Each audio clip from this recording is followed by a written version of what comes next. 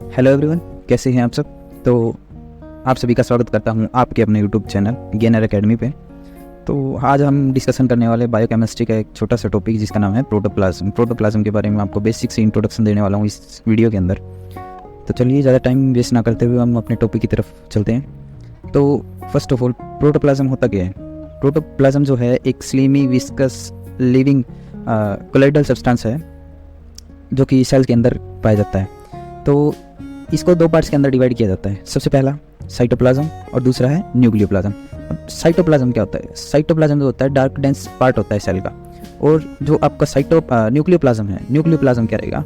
Nucleoplasm होता है semi solid jelly like structure, ठीक है, उसको बोलते हैं न्यूक्लियोप्लाज्म। तो इसकी जो कंपोजिशन की बात करते हैं हम, तो 75 to 95% जो है आपका वाटर रहता है इसमें, और 5 to 25% जो है ऑर्गेनिक और इनऑर्गेनिक सब्सटेंस रहते हैं। अगर 75 के अकॉर्डिंग देखा जाए तो 25 और 95 के अकॉर्डिंग देखा जाए तो 5। तो ऑर्गेनिक सब्सटेंस जैसे कि होते हैं carbohydrate, protein, fat, nucleic acid, तो ये सभी इसके अंदर प्रेजेंट होते हैं।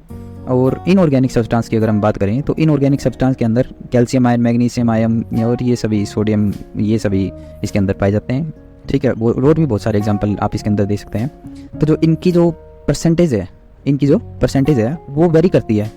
अगर कोई दूसरा ऑर्गेनिज्म है उनकी सेल्स के अंदर अलग इसकी जो परसेंटेज मिलेगी, ठीक है। और जैसे कि कोई एक एनिमल है तो उसकी भी डिफरेंट टाइप की सेल्स के अंदर ही इसकी जो कंपोजिशन है वो अलग अलग होती है, ठीक है। इसकी अगर हम पीएच की बात कर लें तो साइटोप्लाज्म जो होता है उसका पीएच होता है 6.8, और उस दूसरी तरफ अगर हम देखें न्यूक्लियोप्लाज्म, उसका जो पीएच होता है, पीएच वैल्यू होती है 7.6 to 7.8, ठीक है।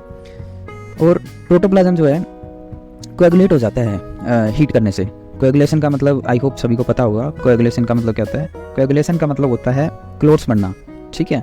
तो क्लोट्स बन जाते हैं इसके जब हम इसको हीट करते हैं। और इसके अंदर दो तरीके के सॉल्यूशन होते हैं, जैसे कि सोलेटिन और जिलेटिन। जो सोलेटिन होता है आपको पता होगा सोलेटिन क्या होता है। सोलेटिन जो है थिन कैपेबल फ्लोइंग, जो फ्लो जो हो सके कैपेबल होता है ये जो मटेरियल है फ्लो होने में। और जो जेलेटिन है वो थिक होता है और इनकेपेबल होता है फ्लो करने में, ठीक है। नेक्स्ट हम देख लेते हैं ये जो प्रोटोप्लाज्म है ये सेल की हेल्प करता है स्ट्रीमिंग मूवमेंट के अंदर, साइक्लोसिस के अंदर और एमीबॉइड मूवमेंट। आपको मैं इनके बारे में थोड़ा सा बता देता हूँ। स्ट्रीमिंग मूवमेंट और साइक्लोसिस मूवमेंट जो होती है वो सेल के जो प्रोटोप्लाज्म है उसकी मूवमेंट को बोलते हैं। और अमीबॉइड मूवमेंट जो होती है, जैसे अमीबा के अंदर होती है एक सूडोपोडिया निकलता है, ठीक है, उसकी हेल्प से वो आगे फ्लो करता है, ठीक है। क्रीपिंग मूवमेंट होती है ये। इसके अंदर एक टर्म आती है हेट्रोकैरियोन।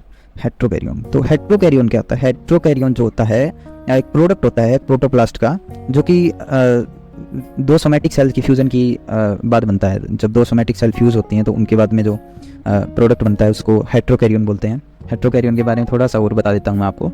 हेट्रोकैरियोन जो होता है, और फंगस के अंदर जैसे जेनेटिक एग्जांपल है, फंगस के अंदर जैसे जेनेटिकली जो डिफरेंट न्यूक्लियाई होते हैं उस कंडीशन को क्या बोला जाता है? हेट्रोकैरियोसिस।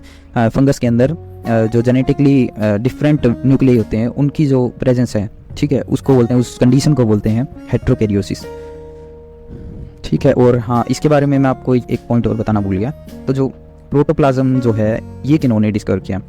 ये डुजार्डिन नाम के एक साइंटिस्ट ने डिस्कवर किया था 1835 में। और जो इसकी टर्म है, जो प्रोटोप्लाज्म जो टर्म है वो J.E.